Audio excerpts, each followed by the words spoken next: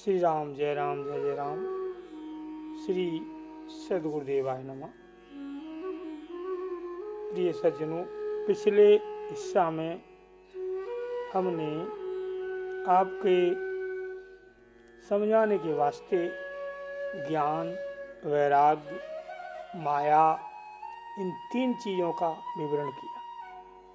पहले इसमें श्री राम जी ने माया का विवेचन किया, फिर ज्ञान का और फिर वैराग्य का। इसके बाद अब इन्होंने विवेचन किया है चौथे प्रसंग में, ईश्वर जीवन भेद प्रभु सकल कहो समझाए, और जाते हो चरण रति शोक मोह भ्रम जाए। चौथे प्रसंग में इन्होंने लगाया है ईश्वर जीव में क्या भेद है, क्योंकि ज्ञान की जो संपूर्णता है, ये तीने ऊपर से जितने प्रश्न आए हैं वे ज्ञान के ही हैं। पहले माया और फिर ज्ञान और फिर वैराग्य, या पहले ज्ञान वैराग्य माया जैसे भी लगाओ, इन्होंने पूछा है उस हिसाब से पहले ज्ञान, लेकिन प्रभु ने बताया उस प्रकार से पहले माया। तो माया ज्ञान वैराग्य ये दोनों तीनों बताने के बाद भी ज्ञान की पूर्णता तब तक नहीं होती जब तक ईश्वर और जीव का भेद नहीं पता लगेगा, क्योंकि ज्ञान की भूमिका इसी आधार पर रखी गई है। ईश्वर जीव का भेद मिट जाए, यही है ज्ञान की पूरी पहुंच। जैसे भक्ति की पहुंच समर्पण है, ऐसे ही ज्ञान की पहुंच जो है, ज्ञान की जो सीमा है, ईश्वर जीव के भेद मिटने पर ही समाप्त होती है, और भक्ति की सीमा समर्पण पर समाप्त होती है। तो यहाँ चौथा प्रसंग है, ईश्वर जीव भेद प्रभु सकल कहो समझाए, और जाते हो चरणत शोक मोह भ्रम जाए। ईश्वर जीव में क्या भेद है? अब ये वेदांत अगर इस दोहे में अच्छी तरह से किसी व्यक्ति में बुद्धि होए, और वैसे तो रामायण ऐसी, गोसाई जी ने ऐसा ग्रंथ बनाया है, किसी इससे बुद्धि कितनी भी हो लेकिन इसका पार नहीं पा सकती। जितनी जिसकी बुद्धि है उतना उसने बताया है। आगे कह रहे हैं इस दोहा में कि अपने अपने बल से पक्षी आकाश में उड़ रहे हैं, परंतु आकाश का अंत किसी ने नहीं पाया। ऐसे ही भगवान राम के चरित्र हैं, अपने अपने हिसाब से सबने कहे हैं, पर पूरे किसी ने नहीं कह पाए। तो इसलिए इसका ये कहना है कि कोई भी चौपाई का हम कैसा भी अर्थ कर लें, पर ये नहीं कह सकते कि इसके अर्थ इतने ही हैं, क्योंकि अनंत है। राम अनंत अनंत गुण अमित कथा विस्तार, इसलिए सुने आश्चर्य न माने हैं इनके विमल विचार। तो ये अनंत है, अनंत का अंत किसी ने पाया नहीं, पर जिसने जैसा समझा वैसा कहा। आज इस दोहे का थोड़ा, क्योंकि यह है तो बहुत कठिन विषय, पर पूरी कोशिश जितनी हमने समझी है उसे समझाने की कोशिश कर रहे हैं। एक बात और कहना चाहता हूँ मैं, कि मैं जब कुछ बोलता हूँ आपके लोगों के लिए समझाने के लिए, वैसे मैं बोलता नहीं, अब बोलने की स्थिति अब मेरी रही नहीं, लेकिन जब भक्त लोग ज़्यादा आग्रह करते हैं तो बोलना पड़ता है। होता क्या है कि हम पढ़े लिखे तो हैं नहीं, ये तो पढ़े लिखे हैं नहीं, इसलिए कुछ शब्द ऐसे उल्टे सीधे ऊपर नीचे हो जाते हैं, जो मतलब शब्द वाली से अलग हो जाते हैं। तो उन्हें ये समझ करके थोड़ा क्षमा करना, अपना बालक समझकर, क्योंकि उल्टे सीधे शब्द भी भूल जाते हैं बोलने में। वैसे टेढ़े मेढ़े भूल जाते, वैसे उल्टे सीधे बोलते, लेकिन कुछ कैसे आगे पीछे हो जाते हैं। नहीं करना चाहिए कि करना चाहिए भूल जाता, करना चाहिए कि नहीं करना चाहिए कुछ भूल जाता है, ऐसा जो भी टेढ़े मेढ़े शब्द हो जाते हैं। तो ये इसीलिए मैं बोलने में थोड़ा संकोच करता हूँ कि बोलने से वाणी की इतनी सरस्वती मैया की कृपा हमारे ऊपर है या नहीं, ये तो हम नहीं कह सकते, पर हाँ कुछ अच्छी कृपा नहीं है, क्योंकि शब्द हमेशा उल्टे सीधे बोल जाते हैं। पर फिर भी जितनी है उतनी से ही बोल रहा हूँ। वैसे तो हर व्यक्ति के पास है सरजू सरस्वती मैया, तो सभी पर प्रसन्न है, लेकिन हमारे मन में पता नहीं क्या होता है, जब बोलते हैं तो कुछ उल्टा सीधा टेढ़ा मेढ़ा हो जाता है। तो अब सीधा कर लेना, बहुत अच्छे लोग समझदार हैं, अगर कोई गलत भूल जाए तो सीधा कर लेना। तो आज कहते हैं ईश्वर जीव भेद प्रभु सकल कहो समझाय, और जाते हो चरण रति शोक मोह भ्रम जाय। आज भगवान कह रहे हैं, हे लक्ष्मण जी ने जो पूछा है कि ईश्वर जी में भेद, तो भगवान कह रहे हैं, उसका उत्तर दे रहे हैं कि माया ईशन आप को और जान कहे सो जीव। माया ईशन आप को जान कहे सो जीव, बंदे मोक्ष प्रद सर्वोपर माया प्रेरिक शिव। अब इसमें वेदांत का पूरा लक्षण दे दिया, पूरा वेदांत का दर्शन दे दिया इसी दोहे। गोस्वामी जी का जो ग्रंथ है, इनकी तो प्रशंसा जितनी करी जाए, क्योंकि ये पता नहीं उन्होंने किस प्रकार से कैसी कैसी अनुभूतियों में संयोग करके ये ग्रंथ लिखा गया है। ये हमारा जो रामचरितमानस है बहुत अच्छा समझाने, इन्हीं बहुत हर वस्तु हर चीज मिलेगी इसमें। जैसे पारसमणि ये चिंतामणि है, चिंतामणि में जो भी चिंता करो वो मिल जाती है। ऐसे ही ये है, जैसा जिसकी जैसी बुद्धि है वैसा इसमें निकाल लो। तो ये दोहा जो दिया है ये पूरा वेदांत है। कोई कहे कि रामायण में वेदांत नहीं है, एक दोहा में ही वेदांत है। अब अर्थ कैसा किस जैसा जिसकी बुद्धि है, तो मेरी जैसी समझ है वैसा मैं आपको बच्चों को समझाने, जितने बच्चे समझ सकते हैं और जितना मैंने समझा है उस तरीके से बता रहा हूं। ईश्वर जीव है, माया ईश ना आपको। ईश्वर और जीव तीन है, एक तो माया, दूसरा ईश्वर और तीसरा जीव। इन तीनों में ही पूरा संसार चल रहा है।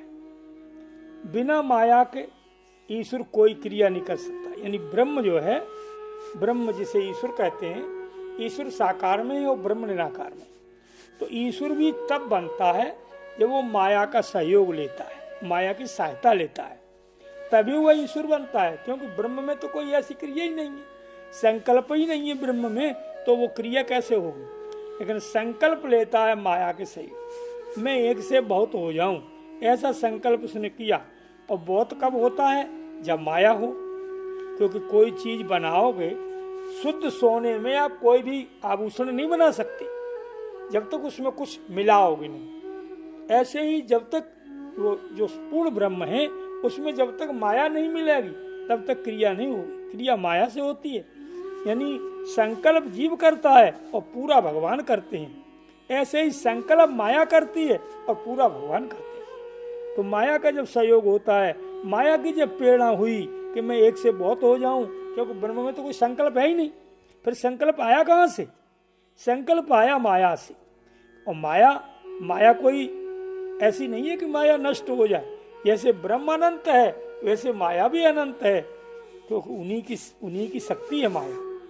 तो शक्ति ने ये प्रेरणा की कि मैं एक से बहुत हो जाऊं, और तब जो है पुरुष ने उसकी क्रिया करी माया के द्वारा।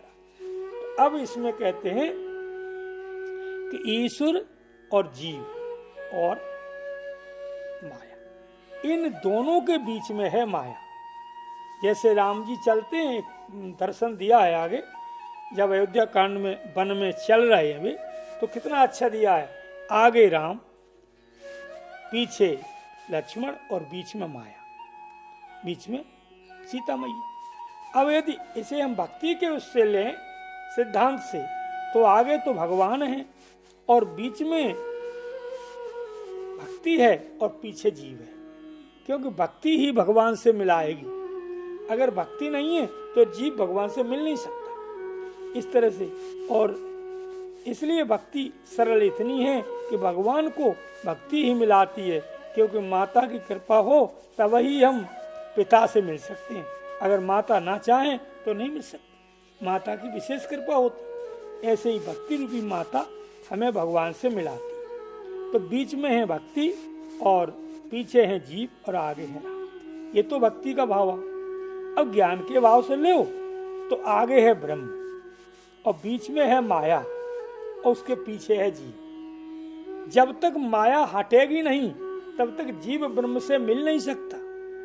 और माया इसलिए नहीं, माया को इसलिए बीच में रखा है कि सब जीव ब्रह्म में न मिल जाएं, क्योंकि सब ही ब्रह्म हो गए तो फिर संसार नहीं चलेगा, सृष्टि नहीं चलेगी।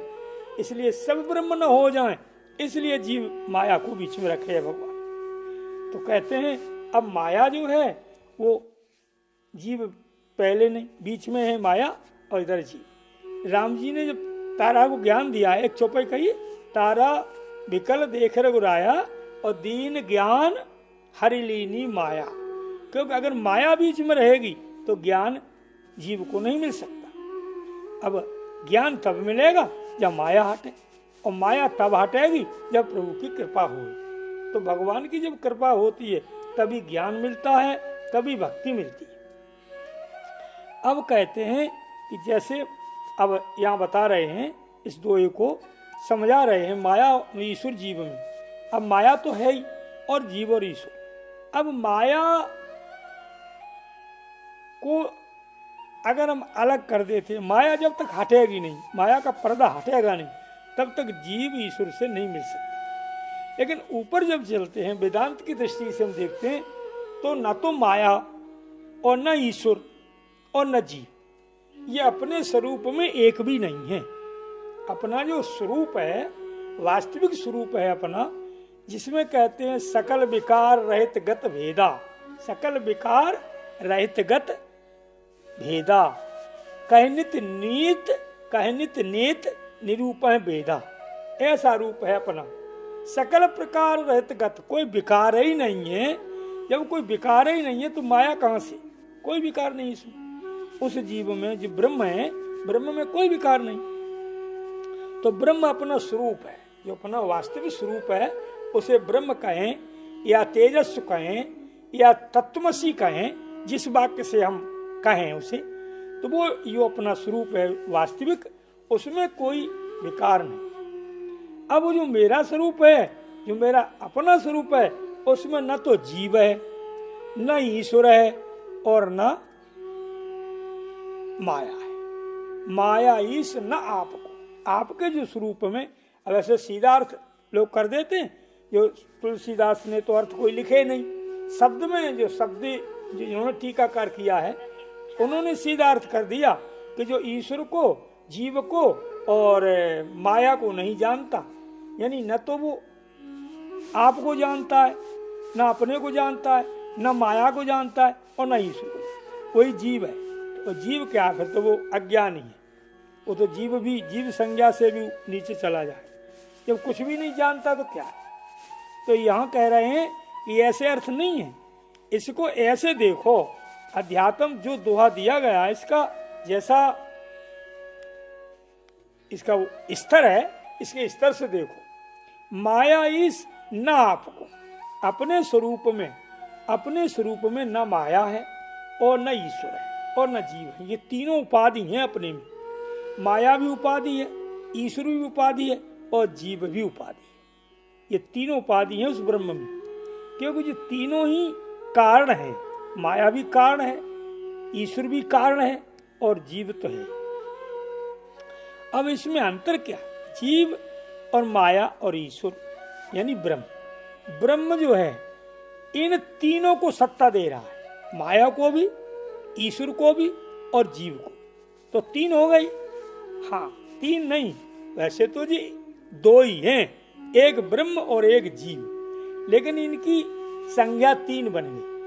ईश्वर जो है वो ब्रह्म की जब क्रिया करता है, ब्रह्म अपनी माया को लेकर, ऐश्वर्य को लेकर के, तब वो ईश्वर बन गया। ईश्वर यानी साकार, ईश्वर का रूप होता है, ईश्वर का अवतार होता है।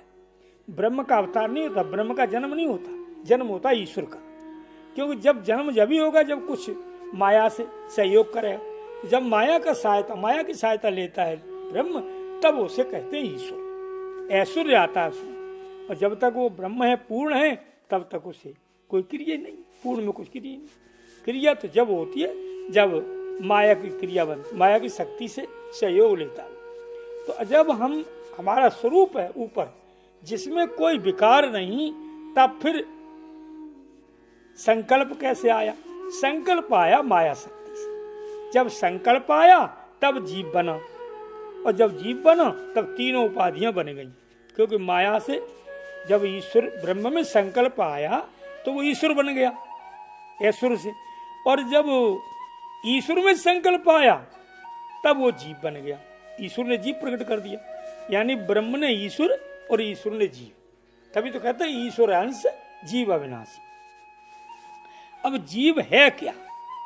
जीव कहे जहां संकल्पों का आना, जहां संकल्प है, जितने संकल्प हैं। वैसे तो कहा है कि काल, कर्म और स्वभाव और गुण, ये चार हैं जीव में। जीव में काल है, क्योंकि जीव में काल क्या है? जीव समय से, जीव का समय है एक नियुक्त समय से चलता है। समय भी एक काल, कर्म, स्वभाव। जैसे शरीर है, क्योंकि बिना शरीर के तो जीव की संज्ञा नहीं है। तो जब जीव को शरीर मिला, शरीर में जीव आया तो वो काल में बन गया, क्योंकि शरीर काल में बन जाता, तो उसके लिए काल हो गया। शरीर के लिए काल है, ब्रह्म के लिए कोई काल नहीं। ईश्वर भी जब आया है तो वो भी अपना शरीर छोड़ा उसने भी। जैसे राम आए, उन्होंने शरीर छोड़ा, कृष्ण आए, उन्होंने भी शरीर छोड़ा। ईश्वर बने ना तो शरीर छोड़ा। लेकिन ऐसी कोई वेदांत नहीं है कि ब्रह्म ने शरीर छोड़ा है। ऐसी किसी कोई भी मीमांसा ऐसा प्रश्न नहीं करता, बताता नहीं कि ब्रह्म भी मरा है। नहीं भैया, ब्रह्म जन्म ही नहीं लेता, मरेगा क्या? लेकिन ईश्वर जन्म लेता है तो ईश्वर ने शरीर भी छोड़ा। इसी प्रकार से जब तक हमारे में कोई विकार नहीं है तब तक हमारी संज्ञा है ब्रह्म। और जब अच्छे विचार आए और अच्छी ऐश्वर्य का सहारा लिया हमने, यानी हमें कीर्ति मिली, प्रतिष्ठा मिली, तब संज्ञा हो गई ईश्वर की। और जब हम उसे भूल करके सिद्धियों के चक्कर में पड़ गए और अपनी यथार्थ स्थिति भूल गए, तब हो गए जीव। ऐसे इधर से चलो, जब हम जीव हैं, विषय वासनाओं में फिर रहे हैं, तब तक हैं जीव। और जब सारी वासना विषयों से ऊपर हो गए, सारे विकारों से ऊपर हो गए, तब हैं ईश्वर। और जब ईश्वर से भी ऊपर हो गए तब फिर ब्रह्म है। ते और ताय तो नहीं भेदा, फिर ब्रह्म में और मुझ में कोई भेद नहीं। लेकिन ये संज्ञा जब मिलेगी जब किसी प्रकार का कोई भी विकार नहीं बचेगा तब। अब कोई विकार नहीं बचा तो फिर समझाएगा कौन? तो समझाने के लिए ये नाम है, क्योंकि बाणी वहां नहीं जा सकती।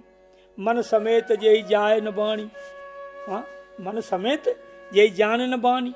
मन और बाणी ये एक नहीं समझा सकत ब्रह्म को, तो समझेगा कैसे?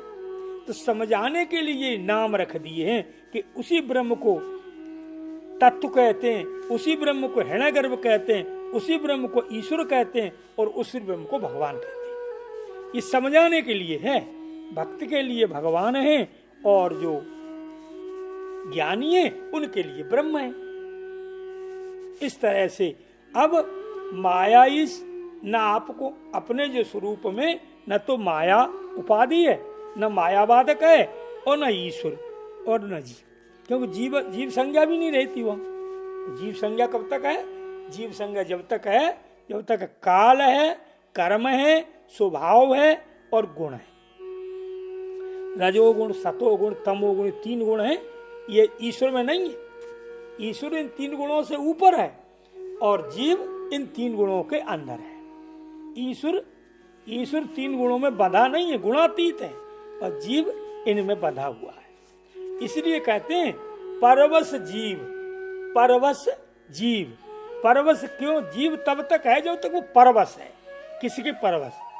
इंद्रियों के परवश है, मन के परवश, संकल्पों के परवश।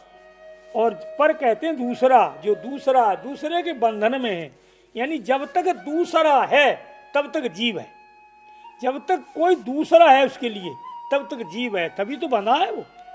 मन है, मन में बंधा है, बुद्धि में बंधा है, और ऊपर चले गए तो अहंकार में बंधा है। इन सबसे ऊपर जब चले गए तब वो होता है सुवस। परवश जीव और सुवस भगवंत। सुवस कहने जहां वो अपने बस हो जाता है, जहां न तो उसे गुण बांध सकते हैं, न उसे कर्म बांध सकते हैं, और न उसे माया बांध सकती है, तब हो गया वो सुभस। ऐसे ही जब अवतार होते हैं तो भगवान को कोई नहीं बांध सकता। भगवान गुणातीत है। ईश्वर जो है, जैसे रामकृष्ण अवतार हुए हैं, ये ईश्वर है, ब्रह्म नहीं। ब्रह्म का अवतार नहीं होता, ईश्वर का अवतार होता। तो ईश्वर बन के आए हैं, पर ये किसी कर्म में नहीं बंधे। कर्म सब करे, यानी दुखी सुखी सब हुए। कोई भी अवतार ले लो, कृष्ण का अवतार ले लो, राम का ले लो, इनको क्या दुख नहीं मिले? दुख भी मिले, सुख भी मिले, लेकिन ये न दुख में बंधे और न सुख में बंधे, कोई कर्म में नहीं बंधे जी। तो जब कर्म में नहीं बंधे, इन कर्मों से ऊपर हैं, इसलिए ईश्वर है। ईश्वर कर्मों में नहीं बंधता और जीव कर्मों में बंध जाता है। बंधन है इसलिए जीव है। तभी कह रहे हैं परवश जीव। जीव परवश है क्योंकि जीव बंधन में है, कर्म के बंधन में, काल के बंधन में, स्वभाव के बंधन में और गुणों के बंधन में। चार हैं, काल, कर्म, स्वभाव और गुण। चार चीजों के बंधन में है। और भी एक कही है कि जीव की तीन गतियां होती हैं। पहली विषय, विषय जो विषयों में फंसा हुआ है, जब तक इंद्रियों के विषयों में फंसा हुआ है तब तक विषय। फिर साधक, फिर गुरु की कृपा हो गई, थोड़ी साधना करने लगा और इंद्रियों का, मन का कुछ समझा उसने कि इससे कैसे निकलना चाहिए, कोशिश कर रहा है निकलने की, तो वो बन गया साधक। और जब निकलने पूरा सारी चीजें समझ करके और निकला है, लेकिन बाहर नहीं आ पाया, अभी समझ लिया उस चीज को, मन को समझ लिया, बुद्धि को समझ लिया, माया को समझ, सब चीजों को समझ लिया, तब बन गया सिद्ध। और जब सयाने यानी जब उसी में समा गया, जब ब्रह्म में मिल गया, तब जीव संज्ञा खत्म हो गई। तो इसलिए तीन स्थितियां, विषयी, साधक और सिद्ध, तीन स्थिति तक जीव रहता है। सिद्ध बन गया। सिद्ध कैसे? सब चीजों को जान लिया, मन को जान लिया, बुद्धि को जान लिया, चित्त को जान लिया, अहंकार को जान लिया, और सबको जान करके अब सबको देख रहा है। अलग हो गया, देख रहा है, लेकिन है अभी भी दो। क्यों देख रहा है? देखने वाला तो है, और एक देख रहा है, एक दृश्य, एक दृष्टा। जब तक ये दो हैं तब तक वो जीव है। हाँ, जब अब दृष्टा दृश्य में मिल जाए, दृश्य दृष्टा में मिल जाता है, दृश्य है जीव और दृष्टा है स्वयं। तो स्वयं जब ईश्वर बन जाता, जब ब्रह्म बन जाएगा, तब न दृश्य रहेगा और न दृष्टा रहेगा, फिर एक ही साक्षी रह जाएगा, स्वयं ही देख रहा है, स्वयं ही दिखा रहा है। जैसे स्वप्न हम खुद ही देखते हैं और खुद ही दिखा रहे हैं, खुद ही स्वप्न है और खुद ही देख रहे हैं। ऐसे ही जब हम अपने उस तत्व को जान लेते हैं, कौन से को? आपको, माया ईश, जब अपने आप को जान लेते हैं, आप ही आप, फिर अपारा, फिर कोई पारा ही नहीं कितना है, क्योंकि ब्रह्म की कोई सीमा ही नहीं है। जीव की सीमा है, ईश्वर की सीमा है, माया की सीमा है, लेकिन ब्रह्म की कोई सीमा नहीं है, वह सीमा। इसलिए कहते हैं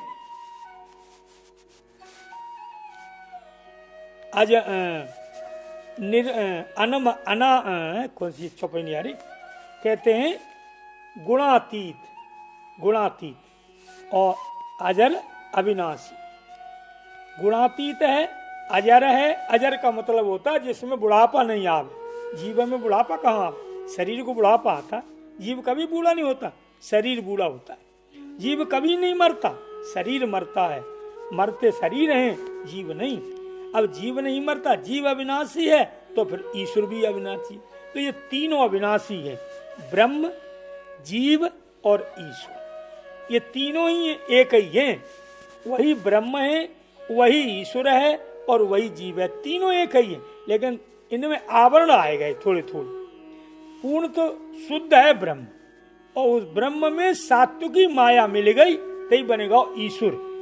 और ईश्वर में, ईश्वर से जब ईश्वर अपनी सत्ता को भूल गया, माया को भूल गया, अपने गुण को भूल गया और तामसी माया में आ गया, तभी हो गया जीव। जय श्री राम, श्री राम।